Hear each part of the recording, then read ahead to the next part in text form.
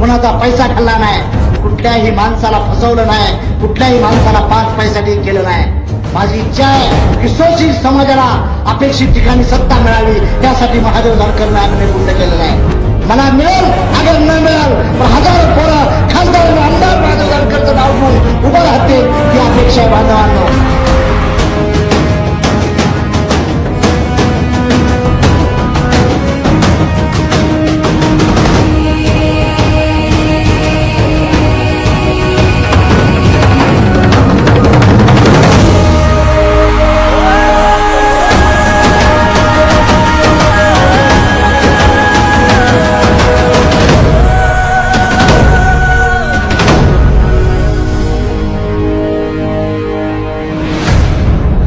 शूरवीरांचा जिल्हा म्हटलं की क्षणात नजरेसमोर येतो सातारा.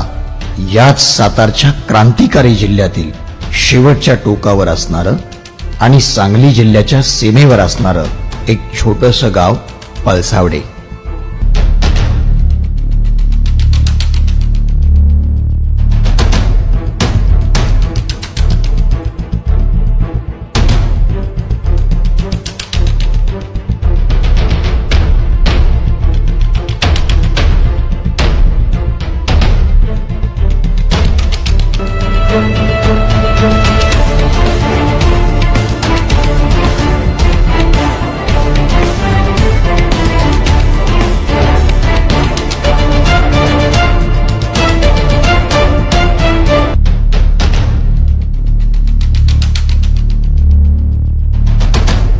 याच गावामध्ये श्री जगन्नाथ मारुती जानकर यांच्या सौभाग्यवती सौ गुणाबाई जगन्नाथ जानकर आपल्या 3 मुलांसह राहत होते. मेंढपाळ हा मुख्य व्यवसाय असल्याने नशिबी भटकंती करणं 5वीलाच पुजलेली असायची.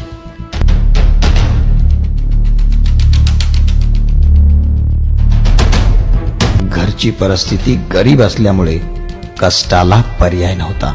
वडील जगन्नाथ जानकर कणखर वृत्तीचे होते.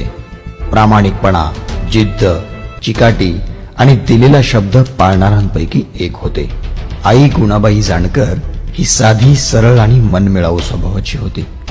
शिक्षणाचं महत्व तिला माहीत होतं. चांगलं बोलणं आणि चांगलं राहणं हेच तर खरं तिचं भांडवल होतं. मुलांवर चांगले संस्कार व्हावेत म्हणून तिची सतत धडपड असायची. वडिलांच्या खांद्याला खांदा लावून ती अपार कष्ट करायची. तिच्या मेहनतीला कसलाही आराम नव्हता. 19 एप्रिल 1968चा दिवस उजाडला. यावेळी सूर्य आग ओकत होता. वैशाखाचं रणरणत ऊन भलतच तापलं होतं. सातारा जवळील वाडे या गावच्या माळरानावर मेंढरं पांगली होती आणि याच माळरानावरती महादेवचा जन्म झाला. मुले मोठी होऊ लागली तशी त्यांची शिक्षणाची भूकही वाढू लागली. महादेव जानकर यांनी प्राथमिक शिक्षण गावीच पूर्ण केलं. जिद्द, चिकाटी, प्रामाणिकपणा आणि कणखर वृत्ती महादेव जानकरांच्या अंगी वडिलांकडूनच आलेली असावी. माध्यमिक शिक्षण देवापूर येथे रयत शिक्षण संस्थेच्या शाळेमध्ये घर ते शाळा असा 7 किलोमीटरचा प्रवास पायी चालूनच पूर्ण केला. पुढील शिक्षणासाठी जानकर साहेबांनी सातारा गाठला. सतत काहीतरी वेगळं करण्याची अंगात असणारी उर्मी जानकर साहेबांना गप्प बसू देत नव्हती. बघता बघता कॉलेज संपलं. सगळ्याच आहे बाबा, आम्हाला कुणाचं वाईट, आई वडिलांना आम्हाला चांगले शिक्षण दिले आणि आम्ही चांगलीच आहे बाबाची लेकरं. लहानपणापासून साहेबांचा जिद्दीच होता स्वभाव, तीच त्यांनी कडेला नेली. आणि त्यांनी शिक्षण झाल्यानंतर सर्व्हिस करायला पाहिजे होती ती काय केलेलं नाही. आणि जी जिद्दीनं करेल ते करणारच असे साहेबाची पहिल्यापासूनच लहानपणापासून इच्छा होती. ती करून दाखवली आणि बहुजनाच्यासाठी झटले, शपथ घेतली. घर नाही, लग्न नाही, प्रपंच नाही, असं त्यांनी पुढची वाटचाल चालू केली आणि त्याचं आज कुठेतरी फळ दिसायला लागलं. गरिबीतनं आज जानकरांचे कुटुंब आज कॅबिनेट मंत्र्यापत्र गेलं, त्याचा आम्हाला अभिमान आहे. ह्याच्या आधी आम्हाला कुठली पार्श्वभूमी नव्हती किंवा वडील कुठं राजकारणात नव्हतं किंवा भाऊ नव्हता, तरी तेवढ्यातून 30 वर्ष फिरून आज त्यांनी एवढं कॅबिनेट मंत्री घेतल्याबद्दल आम्हाला अभिमान आहे. आणि असंच पुढं चालावं एवढी इच्छा आम्ही घर सहकार्य करत आहे. ते जानकर साहेब इंजिनियर आहे, मी स्वतः वकील. आमचे थोरले बाबा जरी अडाणी असले तरी त्यांचे जे 2 मुली आणि 1 मुलगा आमचा. तर आमचा जो मुलगा आत्ता जो आहे तो आज महाराष्ट्रामध्ये सगळ्यात टॉपमोस्ट जर्नलिस्ट आहे, की ज्याला विद्रोही साहित्यिक ज्याला म्हटलं जातं, की बहुजन म्हणजे पुरोगामी विचारवंताचा साहित्यिक ज्याला म्हटलं जातं, असा पुरोगामी विचाराचा एक रिपोर्टर म्हणून स्वरूप जानकर आज महाराष्ट्रात उभा आहे. आणि थोरल्या भावाच्या 2 कन्या आहेत आमच्या, दोन्ही मुली LLB आहेत आमच्या. हे आम्ही पहिल्यापासून ठरवलं होतं की परिवर्तन हे स्वतःपासून झालं पाहिजे. म्हणजे थोरली कन्या आमची ज्यावेळी LLB झाली, तिचं लग्न ठरलं गेलं, त्यावेळेला तिनं सुद्धा व्यक्त केलं की आमच्या साहेबांना त्या मुली भाऊ म्हणतात. मला जर साहेबांना म्हणतात तसं त्यांना भाऊ म्हणतात. तर ते मुलीने व्यक्त केली इच्छा आमच्यापाशी की यांना माझं लग्न करायचं आहे, पण माझ्या लग्नापासून आपल्या भावांच्या विचाराला कुठेतरी चालना मिळाली, असं काय मला करायचं आहे. म्हणून तिनं एक इच्छा व्यक्त केली होती की माझं लग्न सत्यशोधक पद्धतीने करायचं. एक धनगराचा मेंढराष्ट्राचा साधा सरपंच नसणाऱ्या बापाचा मुलगा राज्याचा कॅबिनेट मंत्री होऊ शकतो. तर बाबासाहेबांनी ज्या बाबासाहेबांनी विचार बहुजनातला पोरगा पुळून पेलाय, तो काय राष्ट्रनिर्माता बनू शकत नाही. आणि तो आदर्श या जनतेला द्यावा म्हणून माझे जानकर आहे. ग्रहत्याग, ती घरची अवस्था, ही सगळं विसरून ह्या भारत देशातला बहुजन, प्रत्येक घर हे माझं घर आहे. माझे आईवडील माझे भाऊ राहतात, हीच माझं नुसतं घर नाही, तर बहुजन समाजातली सगळी माझी भावंड आहेत, ही सगळी एका रेषेत यावी ती. म्हणून आज महाराष्ट्राला दाखवून देतोय आपण की 2 पत्र्याच्या खोल्यामध्ये अगदी माळ रानावरती घरामध्ये सगळ्या म्हणजे डिग्री असणारी माणसं असून सुद्धा आज ती माणसं सायकलून प्रवास करतात. का तर महाराष्ट्रातल्या कोणीतरी त्याचा आदर्श घ्यावा. नाही सगळ्याला जमला तरी एकानं तरी आदर्श घेऊन म्हणून की नाही माझं जानकरच्या घरी गेलं तर चहा कोरा मिळतो, बसाय गेलं तर उन्हात बसायला लागतंय. मग पुढील शिक्षणासाठी जानकर साहेबांनी सांगलीची वाट धरली. वालचंद कॉलेज सांगली येथे BE साठी प्रवेश घेतला. आपल्या आक्रमक भाषाशैलीने जानकर साहेब कॉलेजमध्ये नावारूपाला आले. अंगी असणाऱ्या सुप्त नेतृत्वाला वाव मिळू लागला आणि जानकर साहेब कॉलेजच्या जनरल सेक्रेटरी पदी नियुक्त झाले. कॉलेज जीवनातच सार्वजनिक कार्यास सुरुवात केली. विद्यार्थी नेतृत्व म्हणून जानकर साहेब पुढे येऊ लागले. त्यांच्या मनावर महामानवांच्या विचारांचा प्रभाव दिसू लागला. मी माझ्या कॉलेज लाईफ झाल्यानंतर मी ठरवलं की माझा जी ध्येय आहे तो जनतेसाठी आणि देशासाठी अर्पण करायचा. मी इंजिनियर होऊन स्वतःचा बंगला बांधला असता, 1-2 मुलं झाली असती, ही लाईफ न जगता बंगला असावा पण बंगल्याला दरवाजा नसावा, अशा भूमिकेतून मी यात पडलो. छत्रपती शिवाजीराजे, शाहू महाराज, बाबासाहेब आंबेडकर, महात्मा ज्योतिबा फुले, विदा सावरकर, विवेकानंद या सर्वांचा अभ्यास केला. मी तसा पॉलिटिकल सायन्सचा स्टुडंट नाही, मी इंजिनिअरिंगचा स्टुडंट आहे. BE इलेक्ट्रिकल आहे, गोल्ड मेडलिस्ट आहे मी. इंजिनिअरिंग केल्यानंतर मी कळालं की शेवटी अंतिम सुख कशात आहे. तर बघितलं तरी आपलं म्हणण्यात काय अर्थ नाही. पण मी ठरवलं की बाबा काहीतरी आपण विशेष करूया. माझ्याबरोबरचे मित्र इंजिनियर आहेत, माझे आता अमेरिकेला आहेत, कोणाचं चॉपरची फॅक्टरी आहे, कोण फार मोठे आहेत. पण मी रोडवर फिरणारा ठरलो. म्हणलं बाबा स्वतःचं एखादं काय करता येईल. पण सोशल इंजिनिअरिंग म्हणून एक यशवंतराव होळकरच्या नावाने एक सामाजिक संघटन उभा केलं. आणि नंतर ते बघितलं की हे सामाजिक संघटन काय हे परमनंट जाऊ शकत नाही, आपण एखादा पॉलिटिकल प्लॅटफॉर्म बघूया. म्हणून मी महाराष्ट्रातल्या बऱ्याचशा नेत्यांचा अभ्यास केला, परंतु त्यात काय मला ते हे वाटलं नाही. मग काशीरामबद्दल थोडंच मला अट्रॅक्शन लागलं आणि मी त्यांच्या संपर्कात आलो. 1-2-3 वर्ष त्यांच्याबरोबर फिरलो. नंतर मी बघितलं की स्वतः आपलंच घर का असं बनावं, एखादं आपलं बनवता येईल का. आणि मी काशीरामजीला बोललो की म्हणलं मला माझंच एक बनवायचं आहे. आणि त्या माणसानं मला मार्गदर्शन केलं आणि मग राष्ट्रीय समाज पक्ष स्थापन केला. मी तसं कॉलेज लाईफला सांगलेलं असल्यामुळे कोल्हापूर युनिव्हर्सिटीचा युवार होतो आणि तिथूनच हे चालू झालं. शिक्षण संपलं होतं. मुलगा शिकल्याचा अभिमान आई वडिलांना वाटू लागला. आई वडिलांच्या डोळ्यासमोर सुख दिसत होतं, नोकरी दिसत होती. महादेव जानकर साहेबांच्या भविष्याच्या स्वप्नात आई वडील हरवून गेले होते. पण जानकर साहेबांच्या मनात मात्र वेगळंच होतं आणि एका पर्वाला सुरुवात झाली. 1992 साली जानकर साहेबांनी पुन्हा नव्यानं यशवंत सेना या संघटनेची बांधणी करण्यास सुरुवात केली आणि मुंबईतील कुर्ला या ठिकाणी सर्व कार्यकर्त्यांच्या उपस्थितीत जानकर साहेबांची यशवंत सेनेच्या सरसेनापतीपदी निवड करण्यात आली. 1993 साली मसवड येथे शिरळोबा यात्रेनिमित्त माणगंगेच्या तीरावर महादेव जानकर साहेबांनी जाहीर सभेमध्ये शपथ घेतली. माझ्या प्रजा समान समाजाला राजा बनवल्याशिवाय मी घरी जाणार नाही.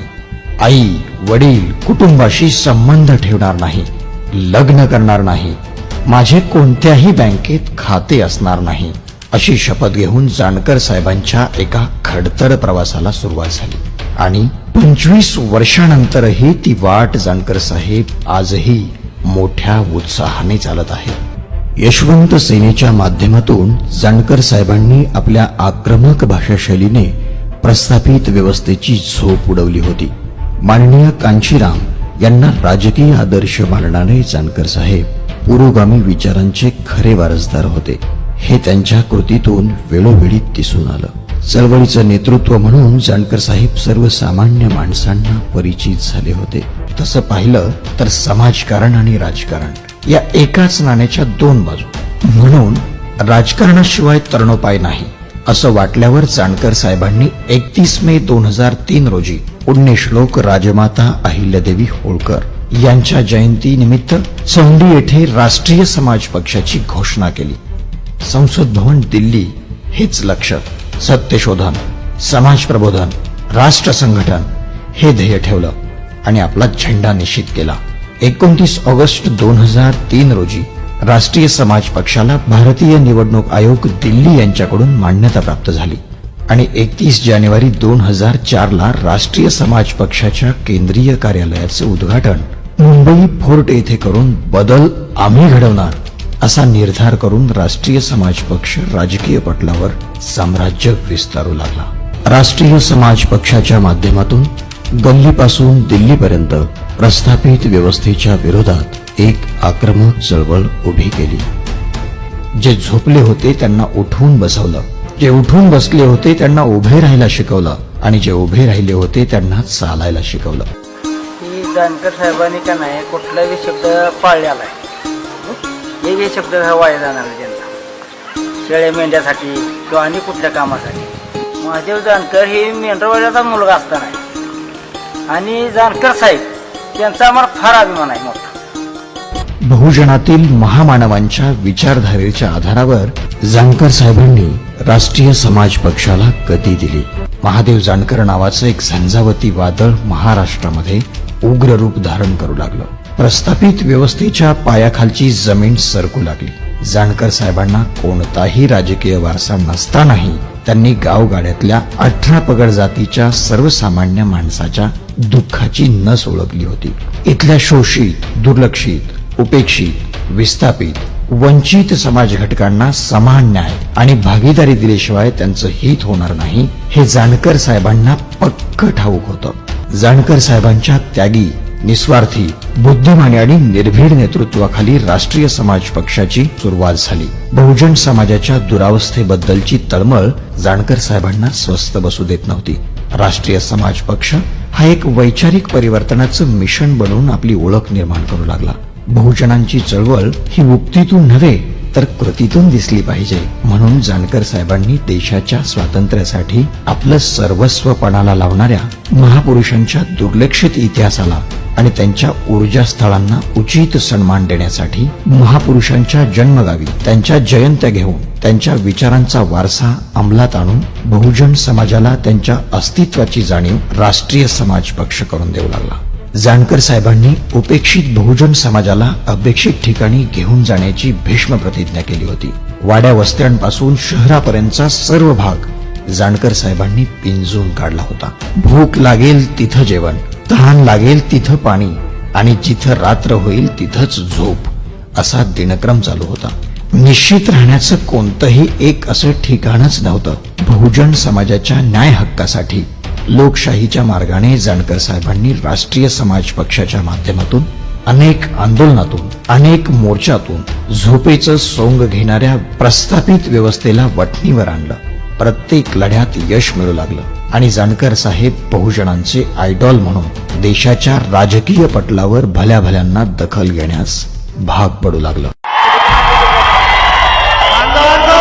कुणाचा पैसा खाल्ला नाही, कुठल्याही माणसाला फसवलं नाही, कुठल्याही माणसाला 5 पैसाठी केलं नाही. माझी इच्छा आहे की शोषित समाजाला अपेक्षित ठिकाणी सत्ता मिळावी, त्यासाठी महादेव जानकरनं अग्निकुंड केलेलं आहे. मला मिळेल अगर न मिळेल पण हजारो पोरं खासदार आणि आमदार महादेव जानकरचं नाव घेऊन उभं राहतील, ही अपेक्षा आहे बांधवांनो.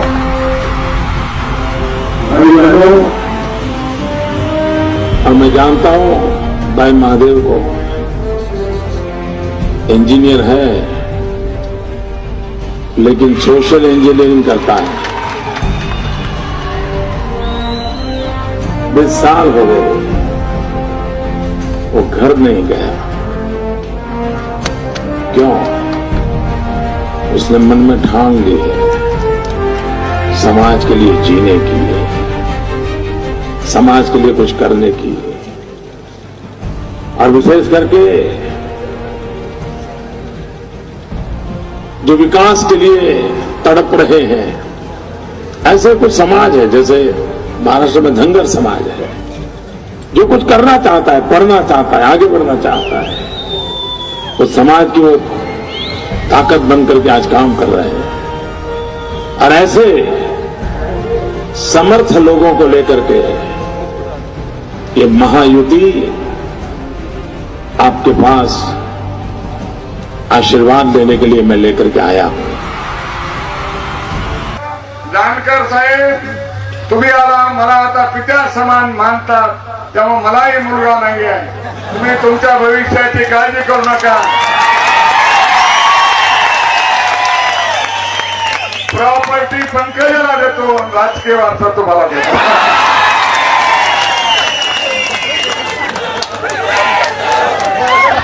5 वर्ष झाले जानकर साहेब राखी पौर्णिमेला आणि भाऊबीजेला न चुकता माझ्याकडे येतात आणि मला आशीर्वाद देतात मोठ्या भावाच्या नात्याने.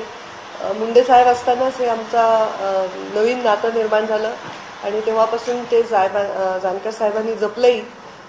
आम्हाला काही दिवाळी करायची नव्हती यावर्षी सुद्धा, अजून आमचा मूड नॉर्मलमध्ये आला नाही, आई वगैरे आम्ही कोणीच बाहेर गेलो नाही. पण आज जानकर साहेब आल्यानंतर, आज त्यांना ओवाळल्यानंतर असं म्हणजे एक मोठं कोणीतरी आपल्याला आशीर्वाद द्यायला आला याचा आनंद वाटला. मी यापूर्वी या कार्यक्रमाला अनेकदा आलोय, पण एवढा मोठा जनसमुदाय यापूर्वी पाहिला नाही. मला हे कळत नाही की जानकर हरलेत का जिंकले. कारण हरलेली माणसं कोण लपून घरात फिरत असतात, पण हा वाघ आता पुन्हा मैदानात उतरला.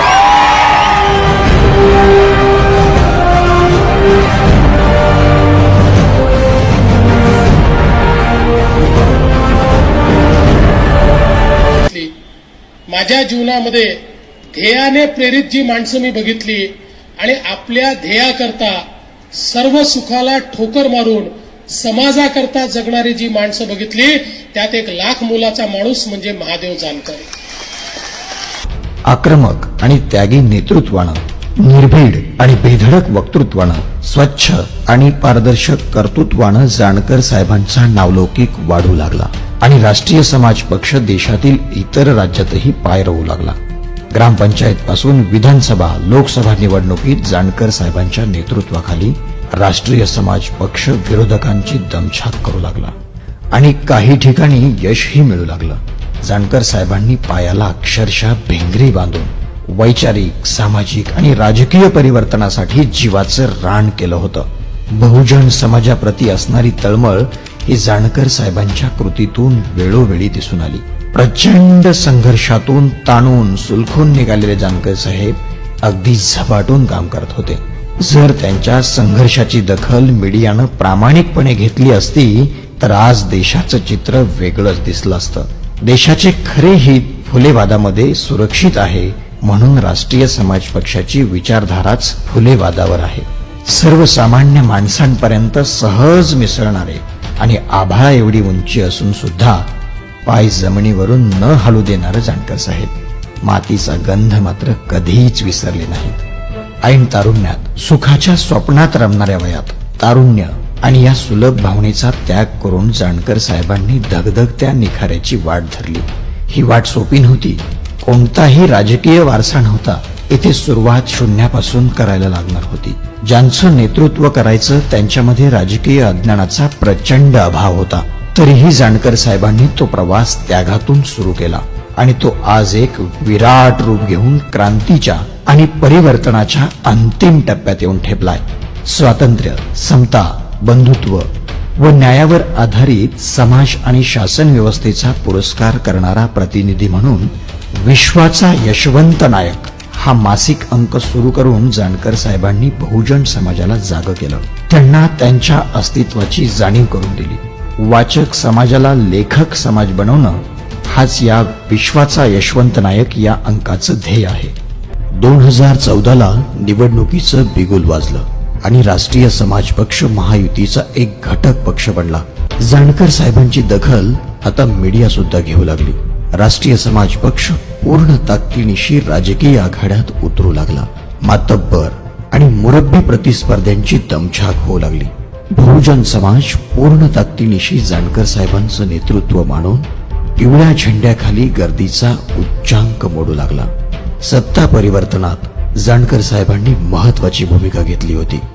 माझं म्हणणं की शांत युवकांनो, शांत डोक्याने चला. आजपर्यंत आम्ही बुद्धीने चाललो नाही म्हणून या प्रस्थापित नेत्यांना आपल्याला उल्लू बनवलेला आहे.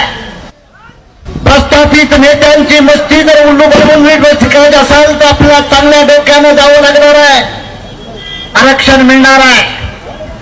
महाराष्ट्र सरकारला सांगू इच्छितो, ये तो कुछ बाकी है और बहुत कुछ बाकी है. आमचं म्हणणं आहे, आरक्षण आम्ही कुणाची भीक म्हणून सरकारला मागत नाही. तो आमचा हक्क आहे. भाऊबल तो योद्धा श्रेष्ठ आणि बुद्धिबल तो जगश्रेष्ठ. आम्हाला बुद्धीनं दाखवायचं आहे. आम्ही चंद्रगुप्त मौर्याची औलाद आहे.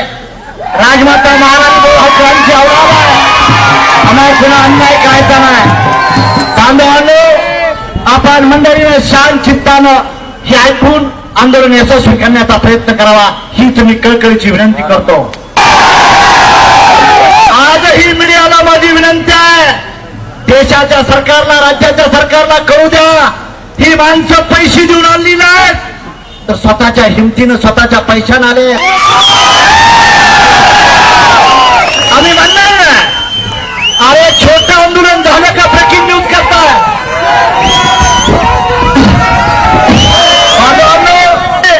मी केलं म्हणून नाटक करणारा माणूस असतो तो नाटकी असतो. मी करून देखील न दाखवला तोच माणूस इथे होता, पुरुष होत असतो. हे गोष्ट लक्षात ठेवली पाहिजे बांधवांनो. म्हणून माझी तुम्हाला विनंती आहे, मीडियानं आज दखल घेतलेली आहे. ब्रेकिंग न्यूज होतील, ND channel, TV channel, Hindi channel देखील येतील. तुम्ही काय 8 जुलै 2016 रोजी माननीय महादेव जानकर साहेबांनी कॅबिनेट मंत्रीपदी शपथ घेतली. राष्ट्रीय समाज पक्षाच्या कार्यकर्त्यांनी एकच जल्लोष विधान भवनासमोर साजरा केला. हा जल्लोष, उत्साह केवळ महाराष्ट्रातच नव्हे तर देशातील सर्व कार्यकर्त्यांमध्ये दिसत होता. विधान भवनासमोर जणू काही जेजुरीच अवतरली होती. एवढा भंडारा उधळला गेला होता. महादेव जानकर, राष्ट्रीय समाज पक्षाचे संस्थापक अध्यक्ष महादेव जानकर यांनी आज राज्याच्या कॅबिनेट मंत्रीपदाची शपथ घेतली आणि हा शपथविधी सोहळा बघण्याकरता त्यांचा संपूर्ण परिवार या ठिकाणी उपस्थित होत्या. विशेष म्हणजे 91 वर्षांच्या त्यांच्या मातोश्री आहे महादेव जानकर साहेबांच्या. काय नेमकी त्यांची प्रतिक्रिया आहे आपण जाणून घेऊया. आजी, आज जानकर साहेब मंत्री झाले, काय वाटतं? आनंद झालेला? आनंद झाला. अच्छा परमेश्वराने केला, मी केला, माझ्या आत्म्याने केला. अच्छा. हा, न्याय आहे. खूप वर्षापासून साहेबाची इच्छा होती महादेव भाऊची मंत्री व्हावं. काय वाटतं आज? लोकांनी हे केल्यामुळे मला लोकांना सगळं केलं चांगलं. अच्छा मी काय केलं मी जन्म केला. अच्छा. आज साहेबांनी नवीन साडी वगैरे घालून आल्या, काय सांगाल? साडी घेतली. अच्छा घेतली आज घेतली. साडी घेतो. अच्छा. आज काही घरी मग गोडधोड साहेबांसाठी वाटणार पेढे. काय गोडधोड काय आज? पेढे वाटणार म्हणा. पेढे वाटणार. अच्छा पेढे वाटणार. पेढ अच्छा आपलं समाज सगळ्या समाजाला सांगते. अच्छा. मला झाला पण तुमच्या वाट्यात घातलं सांभाळायचं. सर्वांचं म्हणते. आपलं सांभाळा काय बी करा पण देवानं सांगली की साहेब असेच साहेब नेहमी मंत्री व्हावं वाटते तुम्हाला? नेहमी झाले पाहिजे साहेब. नेहमी आत्मा बोलते माणूस काय बोलते. अतिशय भावुक झाले आहेत महादेव जानकर यांच्या मातोश्री, आणि त्यांची इच्छा आहे की मी जरी जन्म दिला असला तरी समाजाने महादेव जानकर यांना मोठं केलंय आणि समाजाच्या हितासाठी महादेव जानकर यांच्या हातून सत्कार्य घडावे अशी इच्छा त्यांनी बोलून दाखवली आहे. मंत्री म्हणून जानकर साहेबांना मिळालेल्या खात्याला नावलौकिक आणि न्याय मिळवून देण्यास जानकर साहेब यशस्वी झाले होते. अशा लोकनेत्यास जनसामान्यांचा सलाम.